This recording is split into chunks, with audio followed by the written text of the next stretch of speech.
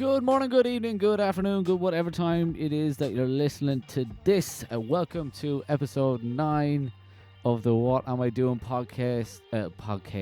Jesus fucking Christ.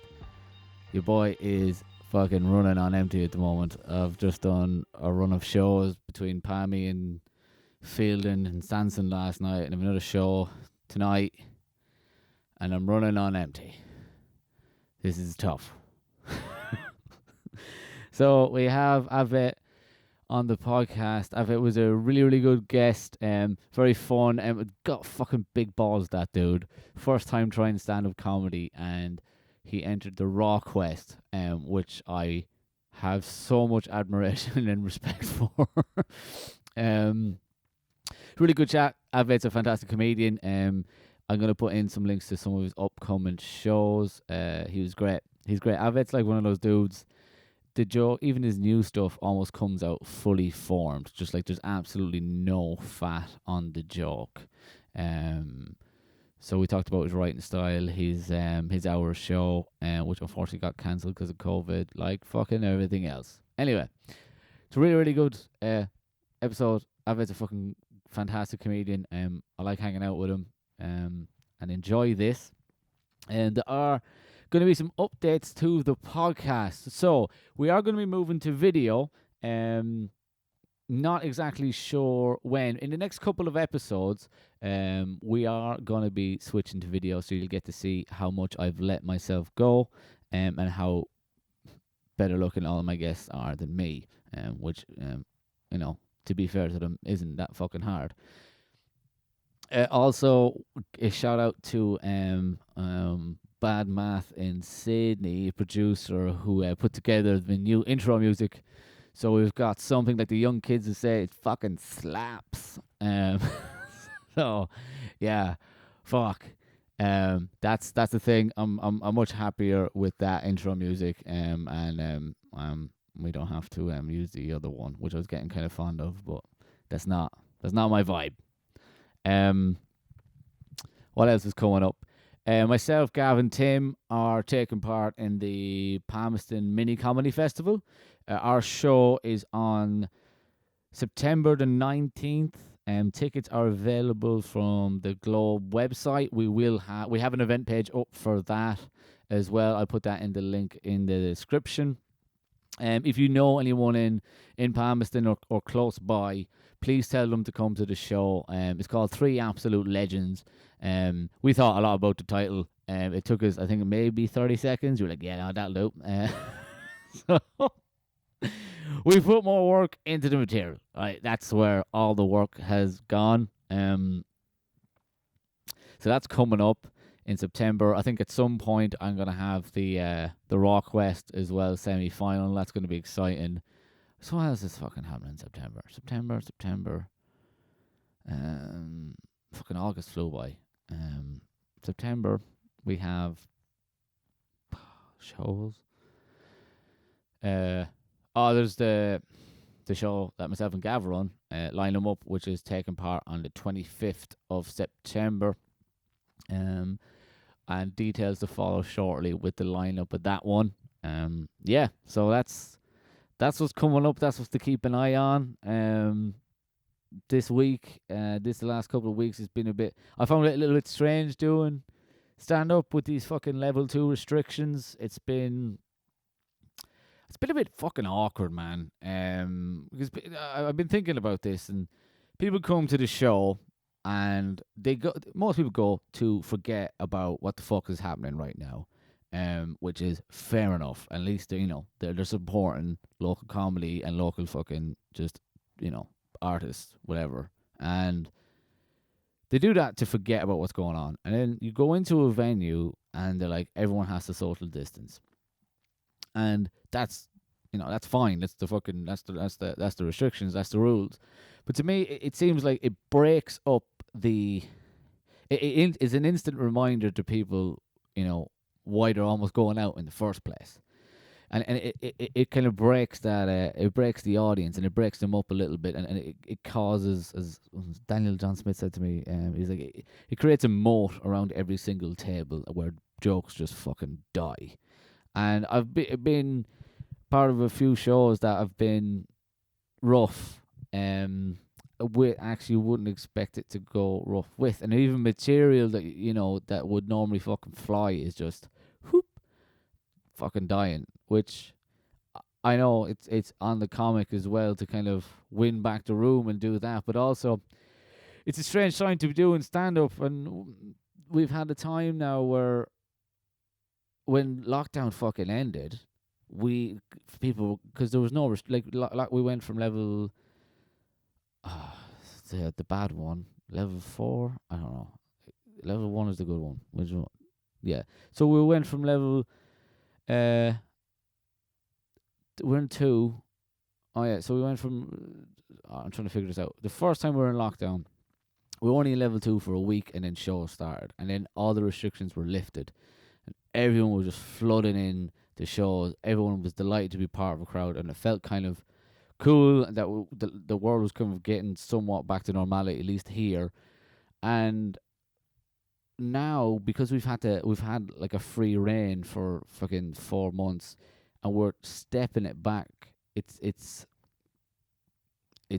kind of, I think it's in a way it's kind of affecting people more. This lockdown's definitely affected me more, because I like to either be completely fucking locked off, or just no restrictions. This kind of half in half out stuff kind of is messed with me a little bit, much more than just staying in lockdown, which it seems less extreme, but it's fucking annoying me. Other than that, look, things are great. And yeah, we're gonna have some fucking cracking guests coming up.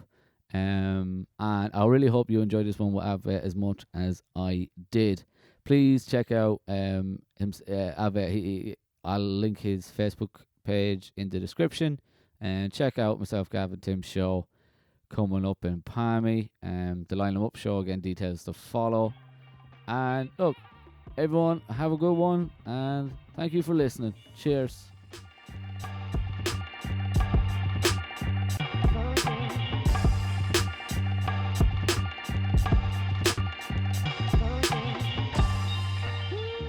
Are we going? Yeah, we're going. We're Okay. live and direct. Ish. Oh, I don't have a notebook. There it is. Hold on. I'll wait for you. Fill for time. Fill for time. What are Fill these for time. questions? I don't know. Oh, why was I not forwarded these questions, Yeah, I didn't talk to your PR people. Yeah, no. I'll be They're firing not someone. questions. It's just I'm trying to get better at interviewing. Yeah. Or fair. I don't even wouldn't class this as an interview. Okay. But it's like sometimes there are the whole idea of the podcast, right? Is it's called What Am I Doing? Because I don't really have any clue what I'm doing with this stand-up thing, and I'm trying to. It's a kind of a selfish pursuit. Like I'm trying to get people on who are more established than me to try and learn off people. That's fair, yeah. And opportunity. with that, and it's not just from comedians, but other people maybe in performing, and just obviously different walks of life as well. So that's kind of the idea of it. I'm figuring it out as I go along, pretty much. So that's why I have you on here today, because you're quite good. Thank you. I remember the first time I seen you perform was in the Ivy Bar. Okay. That would have been horrible, though. Well, you see, I love the Ivy Bar, Yeah. right? Well, it's I a fun love way it. to try new jokes out. Because It's it was a different, place you could just- try new yeah, jokes. It's Yeah, just like you can do whatever you want and see what happens. Yeah. yeah. I remember you, but you were like really polished Okay. when I seen you that, and I was like, oh fuck, he's good.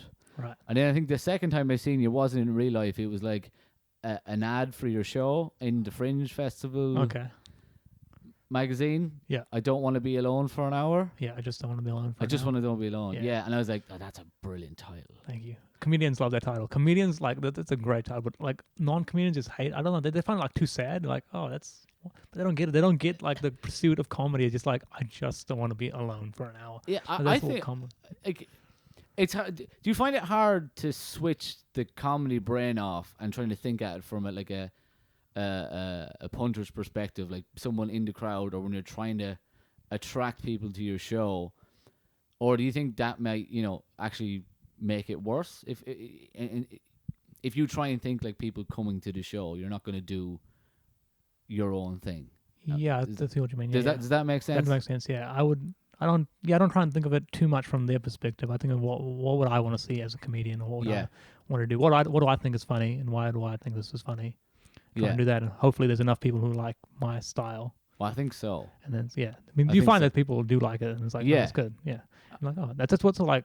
Comedy is so like pure, you know, in that way. It's just like you find out what people are like at their core, like you really connect with them. Like it's like, wow, people are like me, and whatever.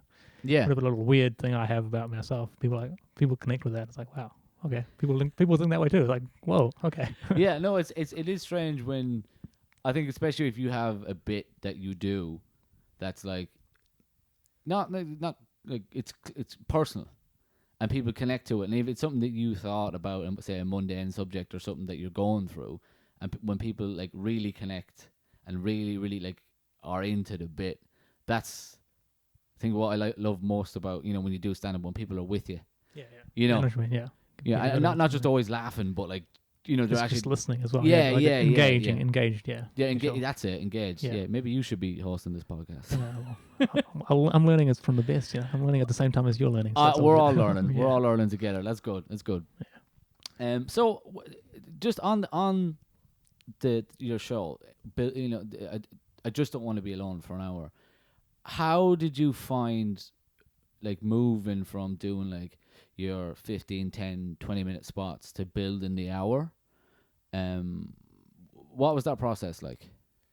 Right. So I've been doing it for like 3 years by the time I had that show concept ready to go. Yeah. So I had a lot of material like prepared, and that I knew was decent at least. At least had worked a decent amount of times. Yeah. And so I kind of just tried to group jokes together that was like similar in theme or similar in content. And it's like make chunks of it, like maybe like 10-minute chunks, 10-minute chunks, 10-minute chunks. And just trying to practice those for a little bit, and then just put those together. It's not the best way of making an hour because it's a little bit disjointed at times, but yeah, so it's good starting place. And also I'm like quite a one-liner kind of short joke person, so I can kind of do that, and it's like still okay. That's what I meant, like, because your stuff is very punchy. Yeah.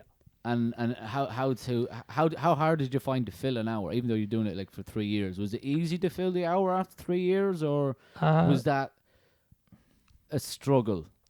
In terms of material, it wasn't hard to fill it, but it was hard to to do it for the first time. I just have like the confidence to be able to go out there and like, okay, I'm going to do an hour of material, just me talking. Well, I did about 50 minutes at an opener. But yeah, just doing 50 minutes of just me. I've never done anything that long. Longest I've done about 20, 25 minutes at that point. And it's like quite a big jump, like almost was doubling your time. Yeah. So that was just getting mentally prepared. Like, okay, you're gonna be up there for an hour. You have the jokes. They're funny. You know they're funny. Just keep your confidence about you, and just like, yeah. How did you find like running it for an hour? Like, especially your first night. Was that how did your first night go actually? Well, the first night went really well. I had a pretty warm crowd. Okay. I was like, this is a good crowd, and the material was good. I knew it was good, and it went really well. I was like, oh, this is great.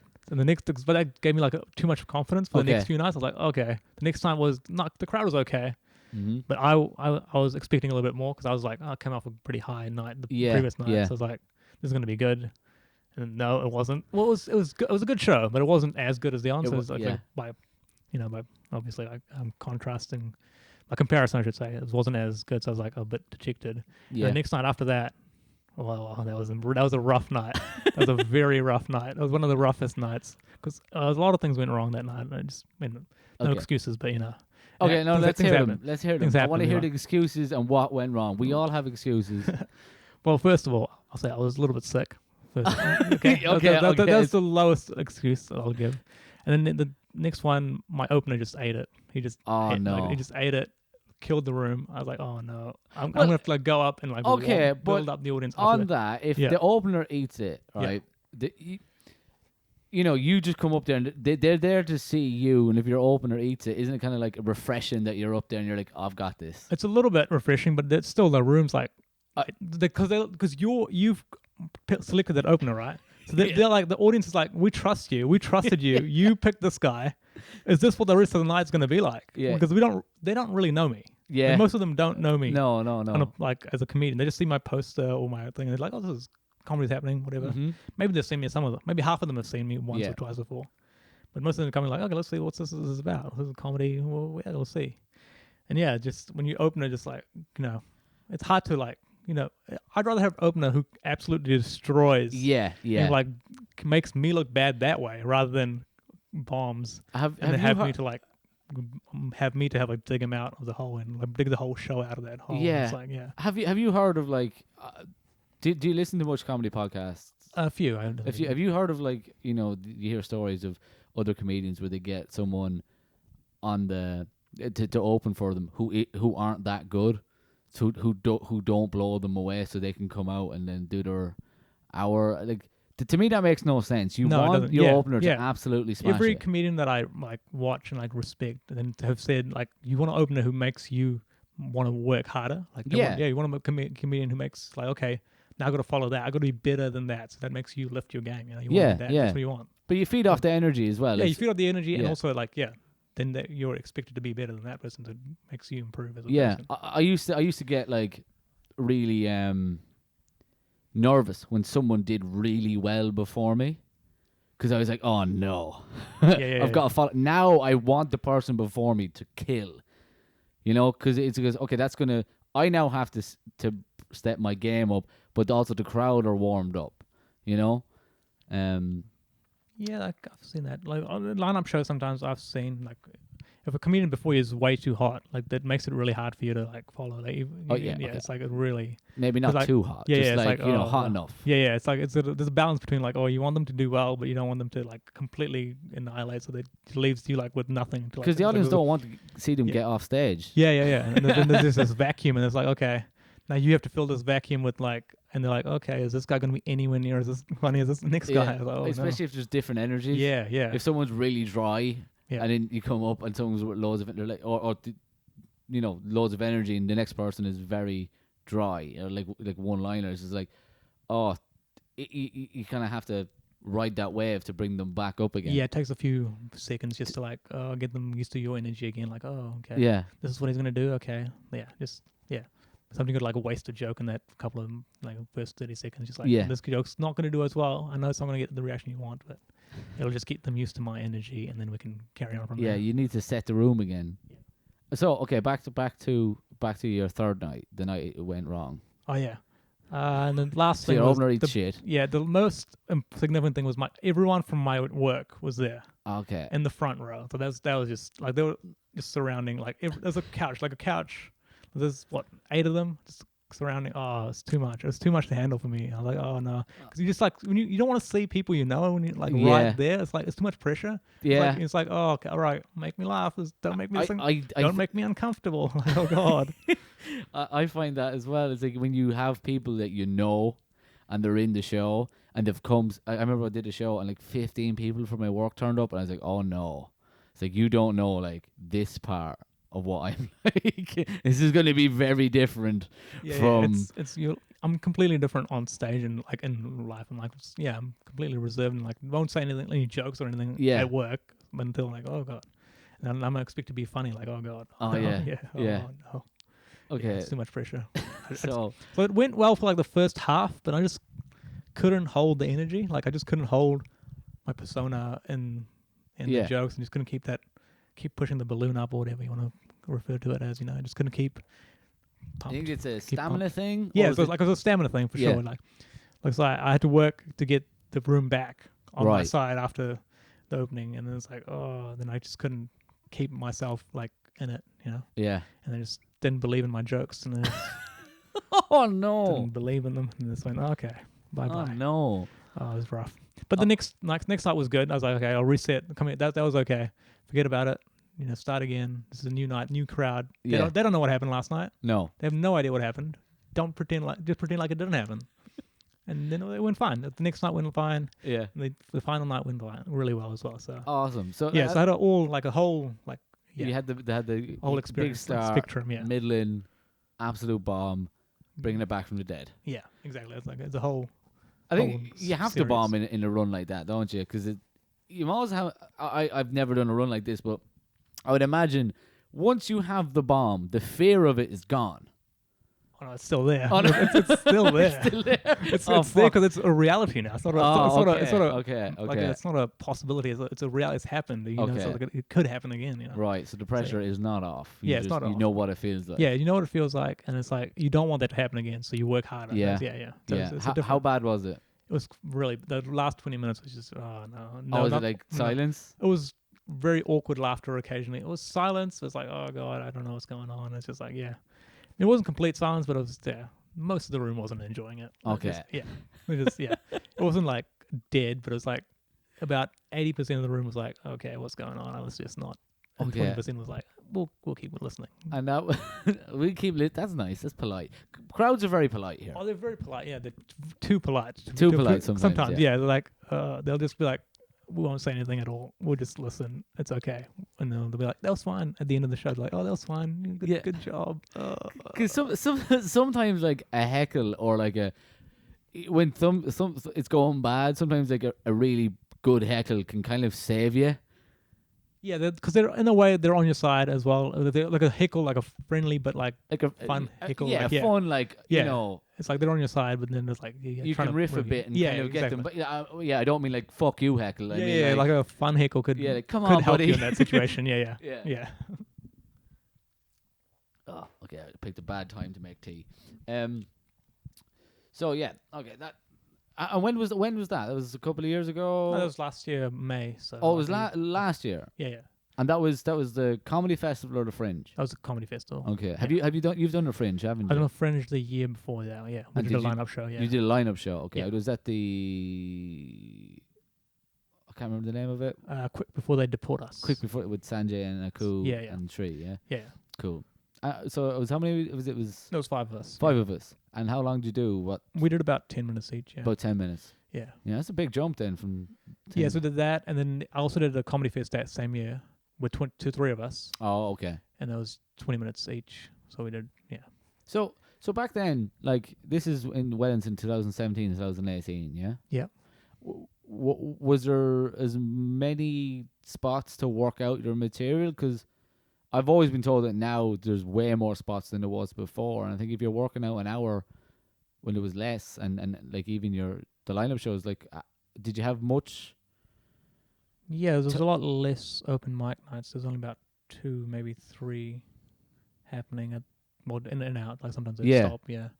So now there's about 4 or 5 different places, but there's also a lot more comics now. So the competition is a lot The more. competition, So yeah, for as well. spots means about the same amount of stage time you're getting. So it's Yeah. not like, Is it? Yeah, it's not a lot more. Oh, it's not a lot more. Okay. Yeah, it's a little bit more maybe, but yeah, no. How much do you do on average a week? Do you try and get up there? I try to get up there at least once a week, which is achievable quite easily. Yeah. Yeah. It's what it Yeah. is. Yeah. Sometimes I get 2 or 3, but yeah, depends on the week. Yeah. Yeah. And what? Okay, so what are you? What you were going to be in the comedy festival this year I was going to be in the comedy in festival. Auckland? Yeah, it was just the same show, but just in Auckland. So, Yeah. So And, I might get a chance to do that again next year. We'll see what they're going to plan. What they're gonna do. Yeah, what they're going to do with the shows and everything. So Yeah. we'll see. How did you find that process going out? Like, I know it was probably pretty deflating, it being cancelled. Yeah, it was. Yeah. Yeah. I was all prepared and everything. I saw you like yeah. like a week before you were about to go up or something like that, I think. Yeah, it was like a week before the festival started, I think, and I was the first week as well. So yeah, it would have been very nice. Yeah. Yeah. Yeah, they were like not sure what's happening, and then said that's cancelled. Oh well.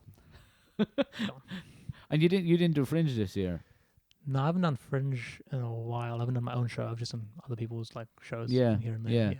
And is there a reason why you don't do the Fringe for the comedy festival? Is it just a time constraint, or? It's not a time. I just didn't have an idea for a show, so I just didn't want to just do a show for the sake of doing a show. Okay. But it's probably better too, just to get just stage to time. do the hour before. Well, not even just the hour, just like doing half an hour with someone else, even just Yeah. just to do some different material that Mm. you haven't done in Mm. a show.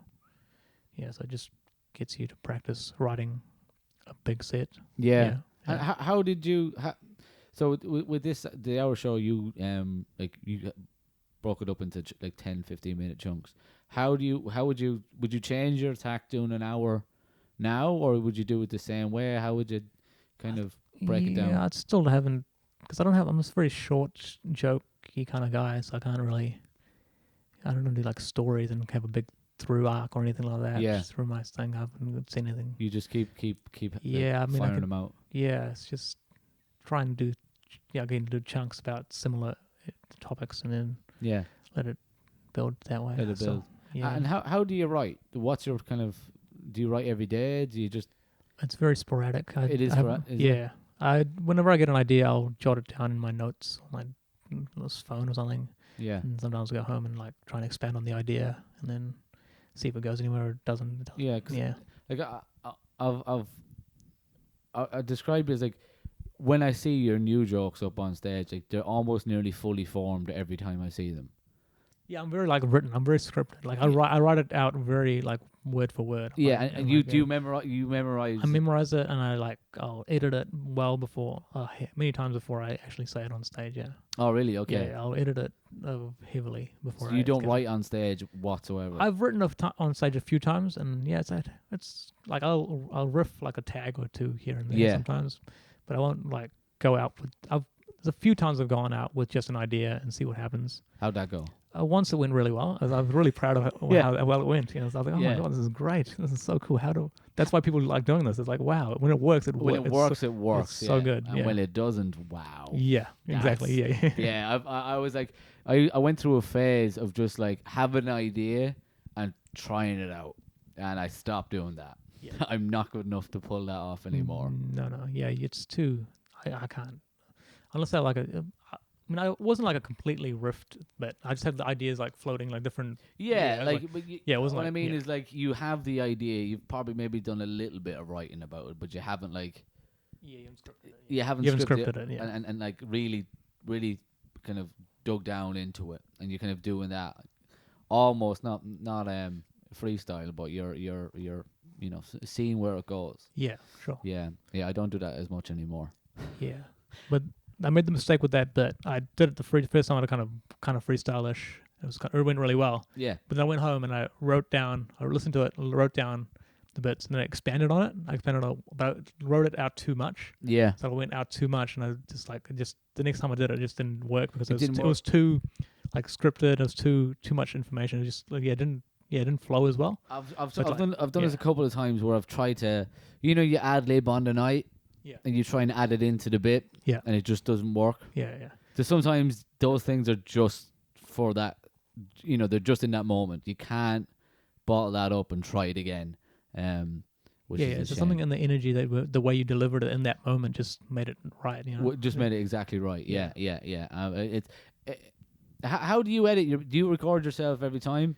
I haven't recorded myself a lot lately. I used to do it when I was performing a lot regularly because you just like listen the day and then do the next day. Yeah. I used to in Sydney. I'd work like. Oh, you used to live in Sydney, did you? Yeah, for like 6 months. So every day I could do a set, right?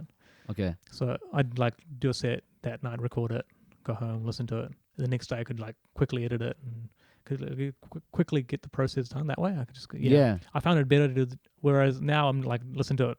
I record it one day in 1 week.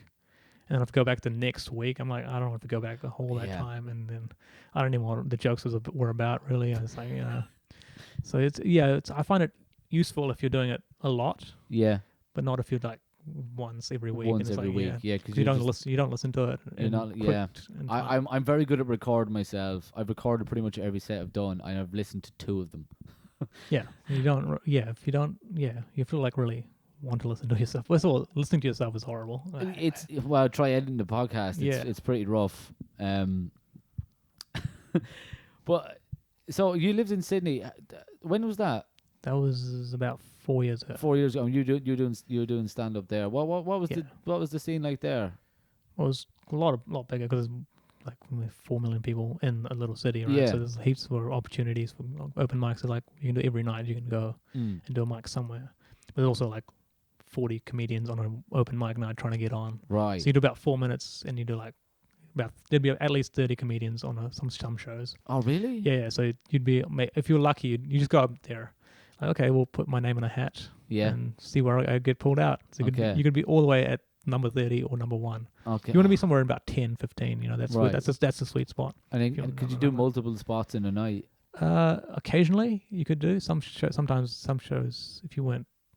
Not in the same place, but yeah, no, what you mean, yeah. but Yeah. it depends on what time you got on this one, and then you go into the next You one. could go right? on to the next one. Yeah, Yeah. it's kind of hard to. Yeah, if you really planned it, if you knew the people running it, you could like kind of be like, hey, can I Hey, get can on I here, and then go get on in that a bit one. earlier or do Yeah. whatever? Yeah. I like doing multiple like.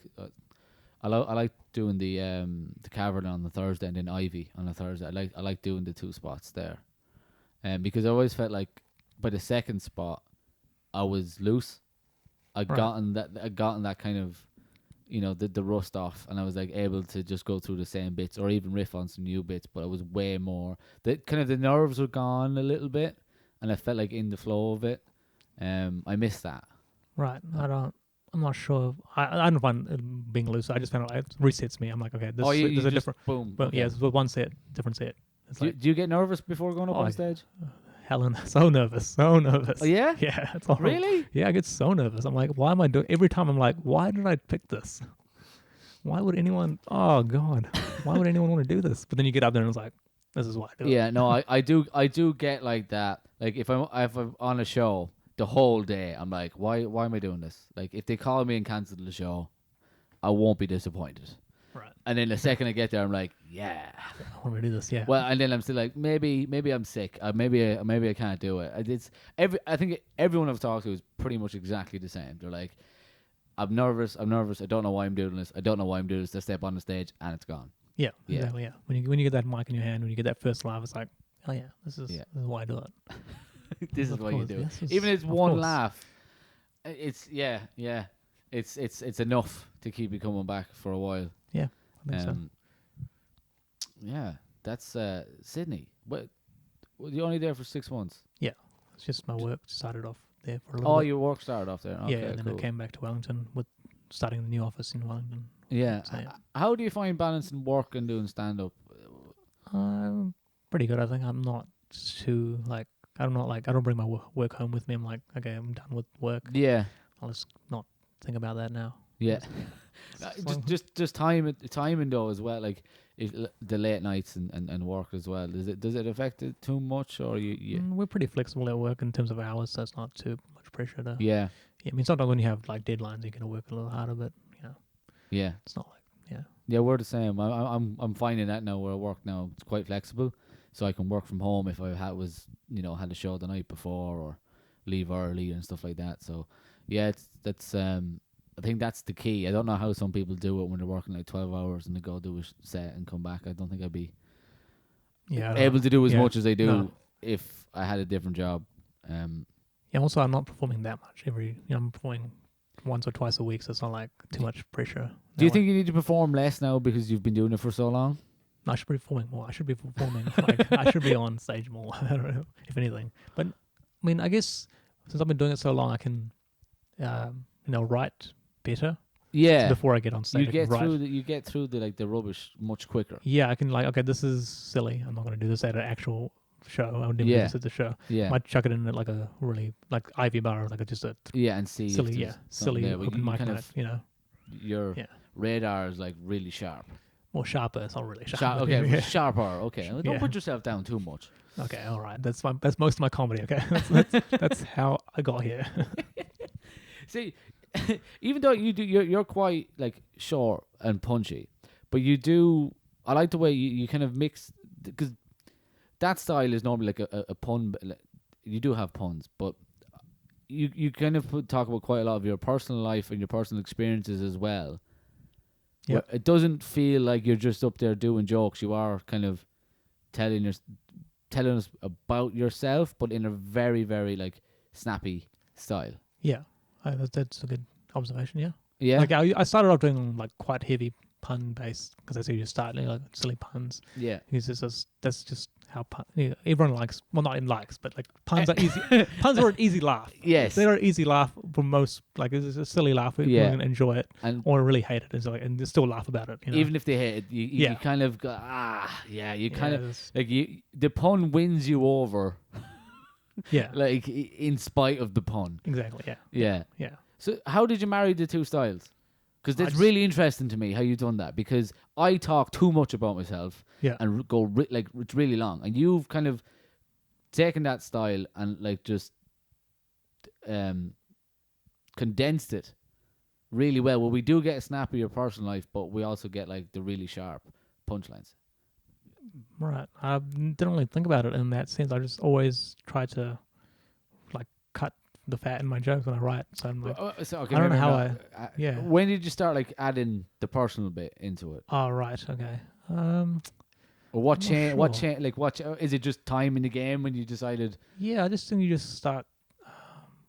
Yeah, first you just start talking about like things, observations you make about life in general. I think it's just a progression of being a comedian. You just slowly start Yeah. talking more about yourself, and since I'm always been like a short, snappy joke kind of guy, it's kind of just evolved into me talking about my life in a short, snappy ways. I didn't really thought of it in the sense that it wasn't like it wasn't like calculated, I should say. Yeah. I didn't and like manipulating yourself. I wasn't manipulating myself. It wasn't like a calculated like thought. Like, hey, I'll start talking about puns and then I'll do more personal. Yeah. Just It was just kind of kind of a natural progression. just a natural evolution of what I've been doing. It's really interesting. I really enjoy. I would really enjoy watching you on stage, and it's fun sometimes. Like you talk about having autism, yeah, and it's fun because sometimes the crowd get like, "Aw," and the comedian like, "No, good, no, yay, yeah, you should be laughing. Go for it. That's fine. Yeah, just talk about what you want to talk about. It's like I guess it's like things like I don't know. People they have their own like conception of it. I guess before they come to the show. And I don't know what they're bringing into it and their preconceived idea about autism or whatever thing I'm talking about. Is, They just have their own idea about it, and you got to try and change that and make it not Drizzle Man. Drizzle Man. Drizzle Man is my favorite joke. I love that joke. I love that joke. Yeah, no, it's fantastic. Yeah, it's I think it disarms quite a lot of people as well. Like in sense of because you got I don't I'm not like an auteur. Like I don't have I'm not a savant. Yeah, I'm like Rain Man, but not as extreme, Yeah, Drizzle Man. It's a fantastic joke. Yeah, and I think, I think that's what always like it kind of wins over the crowd, where they kind of get into that.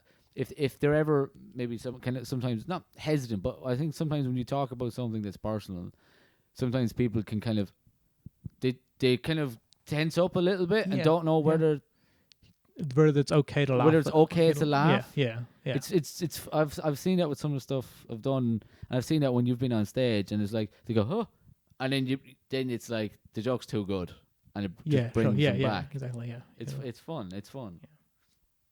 Yeah. It's interesting. It's always good to watch. Good to watch you on stage doing that. Yeah. What was I gonna say now? I'm gonna have a drink of tea.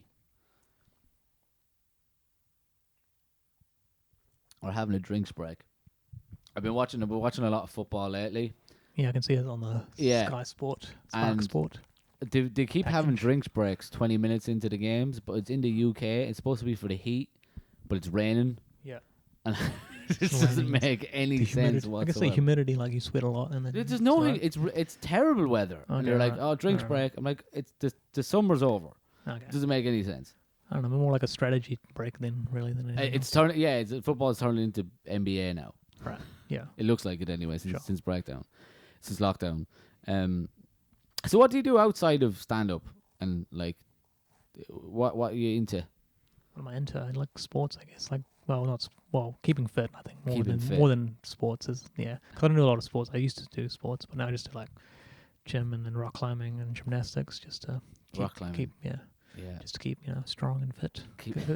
It makes you feel good about yourself. You can look what I achieved. I can climb on this wall. It's like crazy. I never got any of that from no. I joined the gym and I stopped. I couldn't do it anymore. I just I run. I can run. I like doing that, but I can't do the gym.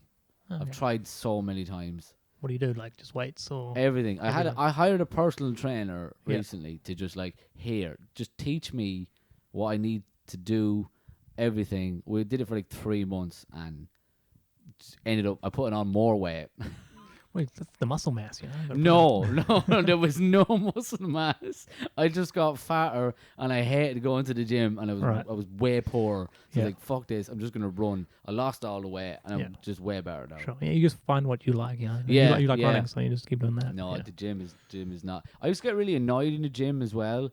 You watch people in the gym, and they have like their book out, and they're reading their book on one of the bikes, and you're like, what are you doing here? All right, no. I thought you meant like the exercise book with No, like, not an exercise yeah, book. No, I thought you they're meant like, I got through 3 chapters today. all right, I thought you I'm meant, like, what? Yeah. What? Who No, wants I don't to? know. Yeah, Yeah. I don't get that. Yeah. No. Because like I want to get in. When I was in the gym, I don't know if it's the same for you. It was get in, get the workout done as quickly as possible, and get out. Not as quick as possible. We just like do the workout. Well, You're do the workout. You're there for the workout. Yeah. You're there for the You're not workout. there to like just you're not read there a book, to catch up on your reading. Exactly. And I'd see that and it'd annoy me, and then I'd have to leave. Like, there's maybe more things wrong with me than there was with the gym. To be fair. Yeah. Yeah. Okay. That's. So what are you planning on doing this year, comedy wise? Nothing planned for this year. Nothing. Yeah, Surviving. Surviving, pretty much. Yeah, I'll try and go to Auckland once or twice, maybe, just to get some more do you stage go up time to there. Auckland much? I've been there. I went twice last year, and just did a little weekend, so it was good. Yeah. It went pretty well. Yeah, it's good. Good experience to do late shows. Yeah, The late shows. the late show and the Saturday night shows. Yeah, it's like it's like a pro show. So it's like this is what people are there for. Like Yeah. the crowd's like, oh, this is pro. You like share. You like get to share a stage with like Ben Hurley and people from 7 Days. It's like, oh my god, these are people from TV and they're on the same show as me. This is exciting. Oh my god, I made it. Kind of made it. Like, Kind of made it. Yeah, I made it adjacent. Just like that's. It's close enough. It's Yeah. do you see yourself like wanting to get to that level? Is that kind of your? Yeah, I mean, I'd like to be able to do it in terms of this, like just do this for, well, yeah, enough to like be a professional to touring. But there's not a lot of opportunity to tour in New Zealand in a sense because it's such a small place. I think it's changing. Possibly I because think like at the moment with the lockdown, it's like everyone is. I think at the moment it's probably like a bad time to kind of gauge how the future will look because like loads of people turn up for shows. There's like a lot of shows happening, and everyone is out supporting everything. And yeah, you kind of because think, like not a lot. will this continue? But acts still can't come here, or they're not at the moment. Yeah, I'm sure so they'll there's figure that out after a while. It's like we just get like, I don't know, if I can Dave Chappelle to quarantine for 2 weeks, and then he can go and do. Yeah, but I think that's the problem. Is like no one's going to want to come and just wait for 2 weeks and just a tour. Like but one country, right? So it's a lot of time. That's, Dave Chappelle's a bad. Yeah, but not Dave. Even Not like Dave Chappelle, even in like, but like Dave Chappelle has the money to be able to do that. Yeah. Whereas someone who's lower won't have the money to just like sit around for 2 weeks, not make money, and do nothing really. But they can't do that. Like, I don't think that there's too many tours happening around the world. Yeah, that's true. Yeah. There's not like an awful lot of places where you can actually perform in front of an audience. I've seen a lot of those like online shows. Yeah, that don't appeal to me at all. I don't know. I've seen loads of people doing like lockdown comedy and like open mics on Zoom, and yeah, just the live audience is too good. You need that. Though. It's like this pure heroin where you're like trying to get like methadone out of Zoom or something. It's like that's what it is. You wouldn't want to do that. You're not going to go back. No. Even if you could hear even if you were doing an open mic and you could hear the feedback from like your Zoom, I still. Yeah, because it'd be like a delay between where I'm sure there would be. I'm not sure. I haven't done it, but like, I don't know. Like I presume I presumed it would be. Yeah, it'd be like I don't know. It's just yeah. I don't know. I just you like look at your. It's always weird to like perform to like no one around you, but like I don't know. It's having the people in the room just makes this a little bit of energy. It's like makes you pumped and up. I was gonna ask you something there. I've gone far too relaxed on this couch. What were we saying? Oh yeah, a really simple question. Sure. Why did you start? Why did I start? Yeah, probably just desperation, to be honest. Like everyone else. Yeah, like everyone else who does comedy. But we're not well-adjusted people if you do comedy. No, I don't know. We kind of are. Not really. We're not. No, you can speak for yourself. I'm not going to speak for you. I'm very much not well adjusted. Yeah. No, I mean, like, okay. When I say well adjusted, I mean we know what we want to do and we do it, regardless of if anyone turns up or if we're getting paid. I don't know if that's well adjusted. I don't think that's I the don't think definition. That's not the what it just- definition at all. No. It's not a Webster's dictionary definition. No, that's a comedian's definition of being well adjusted. I'm doing it. It doesn't matter. Yeah, I'm fine. I'm doing it. I'm fine. I'm doing what I Oh, love. Yeah, exactly. Your world is burning around you. It's like, no, but it's okay. I'm out there doing what I love. Yeah. But so, okay. So your first night doing stand up, was it like? Did you? How many times did you like? I remember when I think everyone has the stories that they signed up for an open mic, and then like called in sick for the first time, and then finally went the second time. Did you follow through the first time you signed up? Yes, the first one I did was a Raw Quest show. So I did like the because I had to do it for a purpose. There's no point. The way I thought about it, like if I did an open mic night, I can just pull out. There's no pressure. There's no need to do it. There's no need to do an open mic. There's no need for anyone to ever do an open mic night. Like that's what I thought at the time. Like, why would anyone want to do this? So I had to put the pressure on myself to be like, okay, this is a competition. You have to show up. You have to do well. Prepare.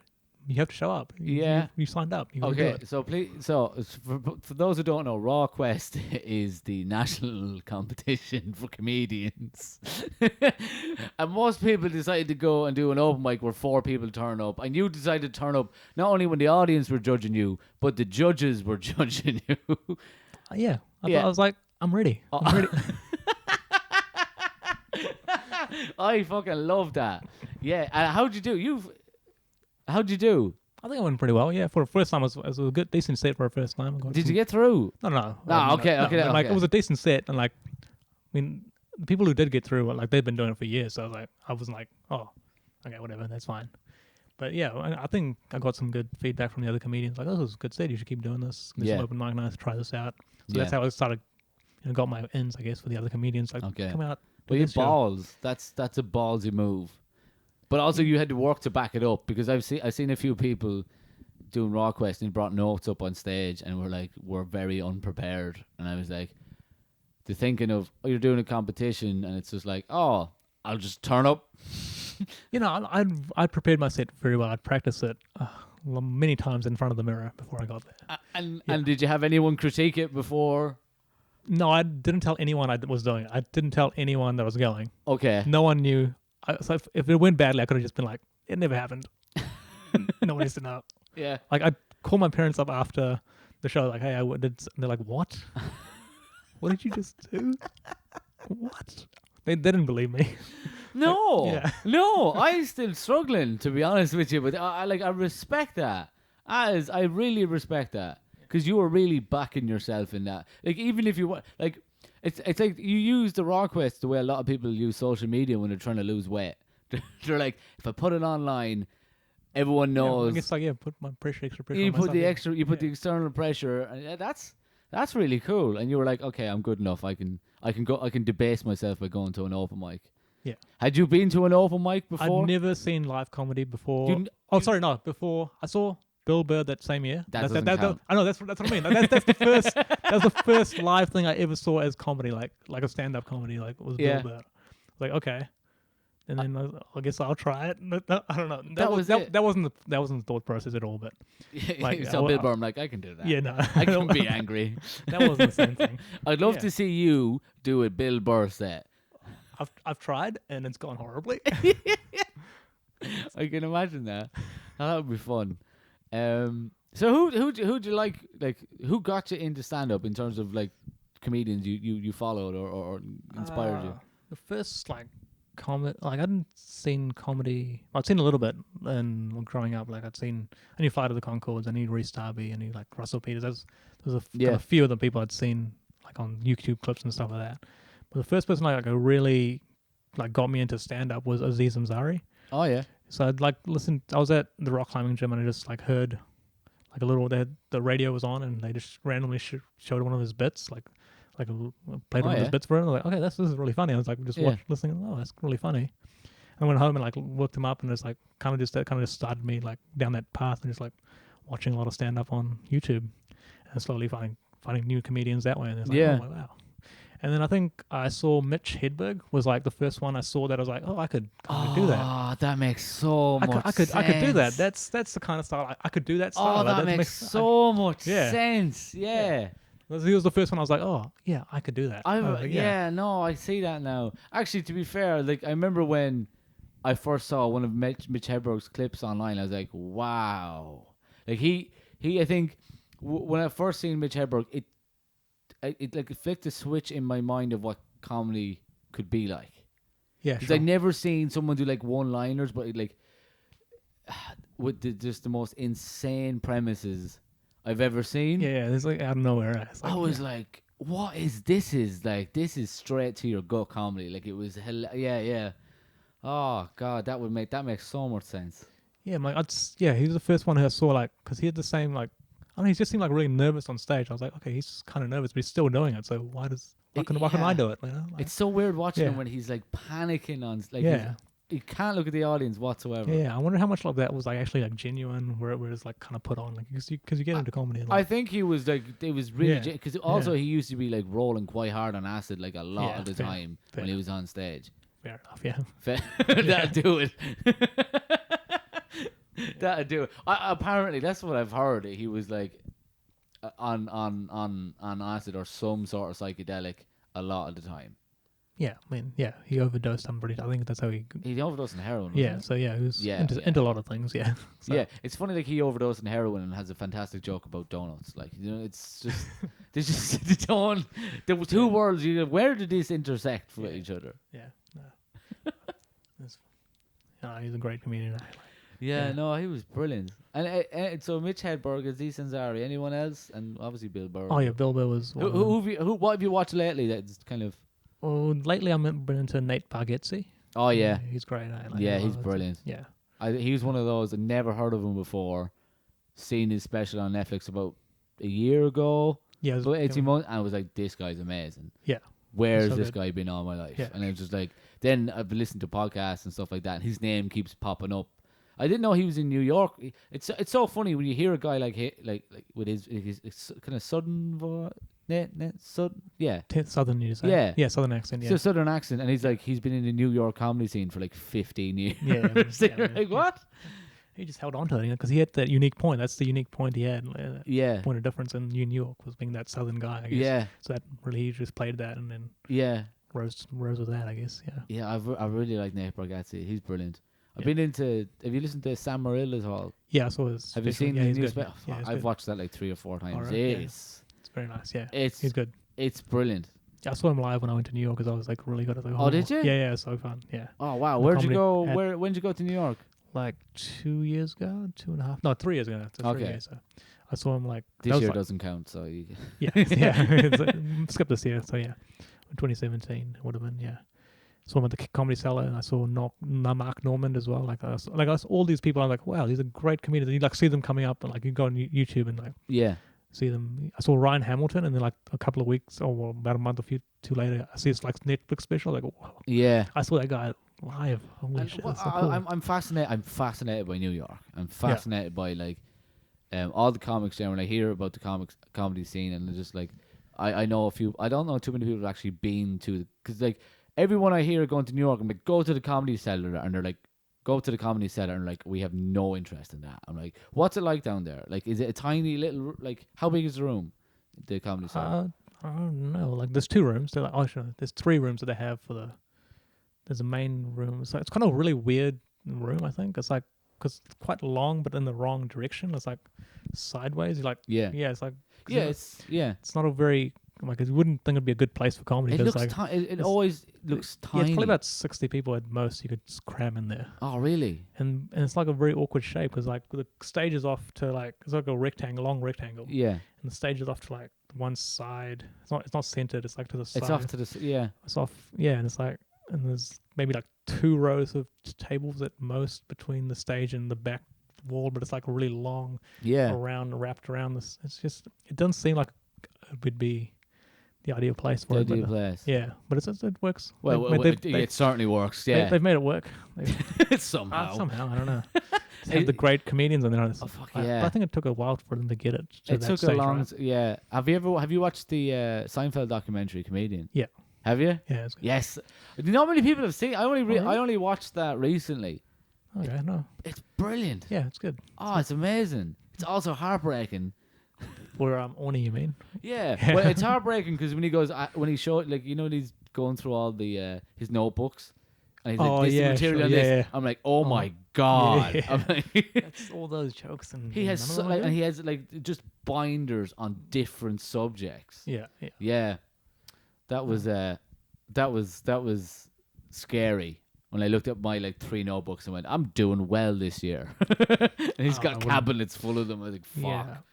Yeah, I feel like a Google Docs that I've been like had since the start, and it's like up to 100 pages. I'm like, wow, this is going. This is really. It's not that even that much though. No. 100 pages in 4 years or whatever I've been doing. It's like that can't be a lot. But of comedy. it goes to show you what goes into an hour, you know? Yeah, like- it's like 8 pages really. It's not. Oh, that much. yeah, okay. Yeah. Okay. But you got to you got to do all those 100 pages and then condense it back to Yeah. 7 pages or whatever it is. Yeah, 7 or 8 pages. Not. Yeah. Yeah. But what was I gonna say? Yeah. Did you ever thought of like moving to the States or anything like that to do stand up? Well, it's a bit late now. It's a bit late now. But- Look, I'll say this. I watched. I said this. Did you watch Tiger King at all? Yeah, I've seen that. Yeah. Yeah. I watched. I that ended. I went. I've never seen a better advertisement for the States than Tiger King. In what way? It's insane. I was like, Yeah. I want to go and just be around that. Oh, right, sure. You yeah, know, yeah. like, like I know it's not gonna be great, but you'll have stories to tell. Fine. Yeah. You know, understand, yeah. I'm still not put off. If anything, all this craziness kind of makes me want to go over there more. I don't know what Yeah. that says about me. I don't think it says great. It doesn't say great things, no. But I'm like this. It'd be fun at least. Yeah. You're about the story. You're about the story. You know, that's what you want. Yeah. I was thinking about going to the UK. You know, because that's I Yeah. think my comedy would translate. Your better to- style. You like I've seen quite a lot of UK. Your style would be perfect for the UK. Yeah. I thought of like. Yeah, Po- because I also like the references. No, I don't have a lot of like New Zealand references or anything, but I think they transfer better. So obviously to UK Yeah. rather than I- America, with New Zealand's kind of like just I Lord think of the the UK have Rings. a darker sense of humor as well, and they kind of Yeah, for sure. Yeah, 'Cause you Yeah. can see that in the office, right? The office, like the UK office versus the US office, like so much darker. Like the UK office is bleak. yeah, Wait, so I had I had a workmate, and whenever he had a really bad day at work, he'd put on the UK office to make him feel better. And he worked in an office, and he was just like, at least I don't work there. Like that was his way of unwinding after a bad day at work, was watching the UK office, because he was like, I don't work there. Oh God, that's a tough watch. yeah, it's quite cringy. Yeah, It's quite cringe heavy. Yeah, for sure. Do you watch much of Ricky Gervais' stuff? I've seen a few things. I think I liked Extras. That's a pretty good. I loved show. it. Yeah, Extras Extras was was really hilarious. good. Yeah. I can never take Ricky Gervais serious for a long time. Like I never really knew. But you're not meant to, right? What do you mean? No, but I mean, look at. I know he writes comedy, but in terms of, I could never tell if he was doing a joke. You know, he'd do like a dark joke, or he'd cross the line a little bit, but he goes, "It's just a joke." You know, that was his Yeah, sure, yeah. style for quite a long time. And I never really figured out, was he doing it just to piss people off and have the backup of it's just a joke when he do something about, I don't know, I'm blanking on like an example. But then he'd be like, oh, I can joke about this because it's just, why are you being so sensitive? It's just a joke. And then I was kind of on the fence of whether he meant it like that, or was he just goading audiences a little bit. And I think now with the last couple of things I've watched from him, I know exactly what he's doing. Like he's kind of he's not doing what I thought he was doing. I mean, he's doing the good thing. Right. Sure. Like Not just- he's I've never really found a way to explain this properly, but he do say maybe a joke about disability, right? Sure. And he'd be like, oh, but I'm just joking because disabled people are amazing, right? And then you'd be like, are you doing that? Or are you making the joke and using the excuse that it's just a joke to get away with it? But I think he's perfect. Like, to me, I watched Derek and I watched Afterlife, and you can see that he's a real genuine like writer, and he uses comedy like to hit home the point even harder. Okay. Yeah. Of the serious part of it, and he uses humor to kind of break up the tension. Where I thought he was just, in him. This is terrible. I'm really not explaining this whatsoever. It's all right. We're only on a podcast. Do you understand what I'm saying? Vaguely, No, I think. vaguely. Yeah. I barely understand what I'm saying. It's all right. I've just some of his stuff I've watched. Listeners, It's very call in, cringy. And it feels like he's. Oh, I'm gonna get this fucking point out if it kills me. It's it's okay. Only my mother listens to this. That's fine. Yeah. Like he would do a joke, and it was very, very cringy, very, very dark, and he was pushing the limit. And he'd be like, "I'm not making fun of people with disabilities. I wouldn't do that, but we're allowed to joke about it. We're allowed to make a joke because it's just a joke. I'm just making fun." Yeah. And I thought he was towing the line quite a lot, and using it's just a joke as a kind of a safety net, just to tell a bad joke. There we go. Okay, just to tell a bad joke. He would do something about to say disabled people, and I'd be like, it's not a joke about disabled people. It's just a joke. Yeah. They're great. Okay. Anyway, sorry, I just had a bit of a fucking meltdown there. It's all right. We'll move on. We can all edit this out. It's fine. No, it's no editing. Fuck it. It all goes in. It's all live. It's all going live out. It all goes in. I could edit it, but I won't because I need to hear this. Yeah. And listen to myself and torture myself and then go, you need to get better at talking. You need to figure that idea out before you say it again. I really need to. I thought, see, what I did is I just tried to riff. Yeah. It's rough when you're riffing. I tried to riff and it did not. I wasn't giving you anything. I wasn't contributing any. No, information. you were smart. Okay. You were like, no, I'll just let you go. See you were where distancing yourself from that meltdown. You were like, no, Shannon's on his own on this one. I'm not trying to help you out on that one. Anyway, what were we talking about? Ricky Gervais, you've watched some of his stuff. I think we're talking about the UK comedy. The UK comedy scene is darker than the US comedy scene. Yeah, no, that's... Well, the US is dark. In reality, but they don't want... In reality and in comedy.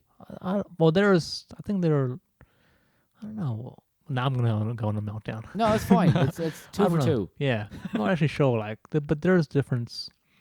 They want. I don't know what they want. I can't speak for them. Let's do it. We can do what we want. It's fine. Yeah. I don't know. It's just a different scene. That's what I think the UK scene is a lot. They have more range in their comedy. Like they have different styles. They're like, whereas comedy in the US is just stand up.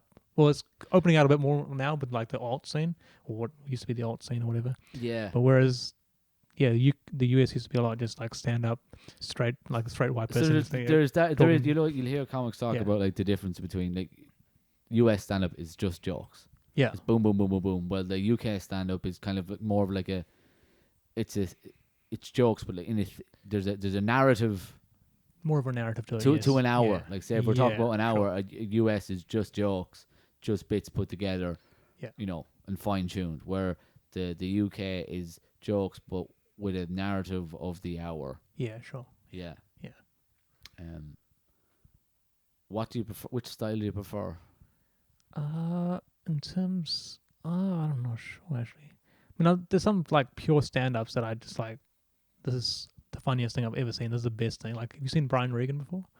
I have. I know Brian Regan, yeah. Yeah, I mean, like, he's like a pure stand-up, and it's just like, this is hilarious. Like, there's nothing funnier than this guy. Like, why would you want to watch anything else? Like his prime, I think I Walked on the Moon special is like my favorite of all time. Like, and it's just pure stand-up. It's like there's no point to it. It's just it just jokes about whatever. I walked on the moon. That's it. It's the best. It's the best. I haven't seen that one. You haven't seen that one? No. It's probably his best work, to be honest. It's amazing. Yeah. He's really a really clean comic, isn't he? Yeah, he's clean in the sense that he doesn't swear, but like some dark, like underlying tones are quite dark and like, okay. Not like, but if you like really read between the lines, like he's an angry individual and like he's seething with rage inside. Oh, really? But the way he performs it out is like very quirky and like, I'm so silly. But he's like, he would not have reacted in like that way in an actual like situation, right? Yeah, He would yeah, have been like real angry about yeah. it. Yeah. So there's like that seething rage inside him, but he just makes it like a quirky, goofy guy. Yeah. Like like Bill Burr and him out like in the same. Bill Burr's an angry guy, but he like expresses his anger very openly. He's gotten better at it. Yeah, he got better at it. But like, yeah, I think Brian Regan is equally as angry, but he just channels it in a different way. Like makes it a quirky, goofy. I'm so silly. This is how we reacted. Yeah, and then it's like deep down rage. Yeah, deep down it's rage. I like that play. Like you do you trying to? That's obviously, it's a thought out process of. If you say like you can see he's a very angry guy, but the way he plays it off is like really goofy and silly, and it's just jokes. There's a kind of a he knows what his act is, and he knows how to get the funniest part of him out there. Yeah. Do you think you're close to finding like what that is with yourself in terms of like, going, okay, I know what people see how people perceive me when I'm on stage, and how do I play with that perception of that's coming out of my mouth? Or are you just trying to do straight material, or are you trying to play with them, with the emotions and how you're acting physically? Yes, I've tried acting out physically and stuff like that, but I'm not very good at it. That's what I've found. I've tried different styles of comedy, like where I've just found that me standing up there, just telling my jokes with minimal movement is the best way for me to get these ideas across. Like I've tried like acting out things and doing little act outs with voice changes. I don't have that skill. You don't need to do voice changes. Yeah, you've got a great voice. Like you've got a voice everyone listens to. Like it's straight away. You don't. It's a distinctive voice for sure. Yeah, it's like it's different. It's like I don't know. Yeah, it's a weird amalgamation, I think. But yeah, it's like a combination of like the Indian and New Zealand accent with a bit of American thrown in there just for fun. Because I watched like too much Simpsons growing up, just like that's how I learned English, Oh, is it? Yeah. Yeah, it's like just too much. I used to say like glass, like ass. I used to like really strongly say it that way, but I've like it's kind of been bullied out of me. I guess like people are like, why are you saying like that? Stop talking like that. Why are you saying like that? So you learned English watching The Simpsons? Not literally, but I did watch a lot of Simpsons growing up. All right. Like, that's probably influenced my like the way I. Right. Talked a bit. So were you born in New Zealand? No, I wasn't born in New Zealand. Oh, okay. So I was born in India. And grew up there for 8 years and came here. Oh. And so when I talk to my parents, I have like a really like distinctive Indian accent. Like, it's very like this is Indian. Yeah. For sure. You wouldn't. There's like a subconscious switch. Like when I'm talking to like people outside my house, I'm like I'm gonna turn it on. Yeah. But I can't switch it like consciously. Okay. It's like if I try and do an Indian accent, it's going to sound like I'm trying to do an Indian accent. Okay, so it's going to sound racist. It's going to sound racist. It's going to sound like... Technically it's not, but... It's not, but no, people can't actually see my face. They have no idea what I'm saying. Yeah, can't actually, no, so... Yeah. Yeah. But yeah, my accent is... Yeah, my voice is weird amalgamation that's made it quite distinct. Okay. The two worlds combined. There's two worlds combined, and this is what's come out of it. Yeah. So you moved here when you were 8. Where did you live in India? Mumbai. Mumbai. Yeah. Cool. I've never been. I am gonna go. Nice. Yeah. Any tips? Don't.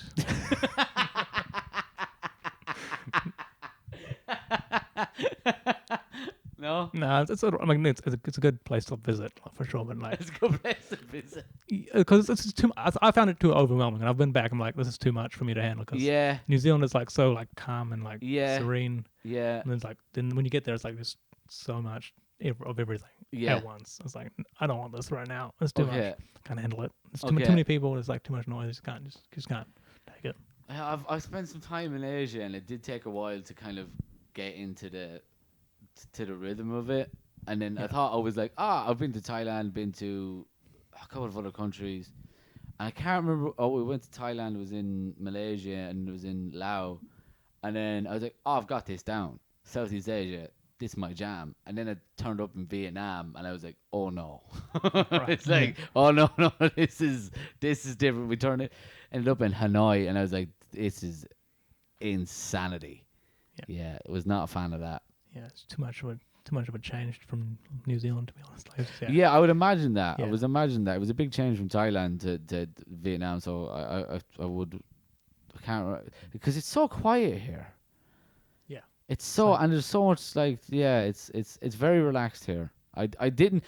Everyone goes, oh, they're so laid back, Kiwis. They're so laid back, and I was like, I don't believe it. Like you can't be that laid back. And you get here and everyone's just like, oh, yeah, all right. Should be yeah, right. Yeah. should be right, cruisy. Yeah. You're Oh, like, yeah. oh fuck, it is like this. Yeah.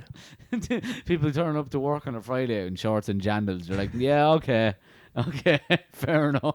Yeah. Nice. Yeah, Yep. That's it. Let's see. we're so laid back, we're asleep. Yeah.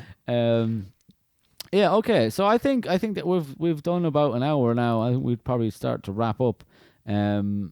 You Got through all your notes. I got through your notes. I've You've given up. I only did that at the start because it's funny. Once I'm not on stage, my brain starts to shut down after about 7 o'clock. Right. Like I just completely, my body's like, you're 32 now. It's time. Obviously. We're getting ready for bed. Yeah. So I have those just to get me started. But you don't like, as I said, I always do a thing at the start where I will have any. If you have any upcoming dates, I'll let people know. This is probably coming out about 3 weeks. So you I don't have anything. Raw coming Meat up. Monday. Raw Meat Monday. Come on out. Yeah. Come out there, guys.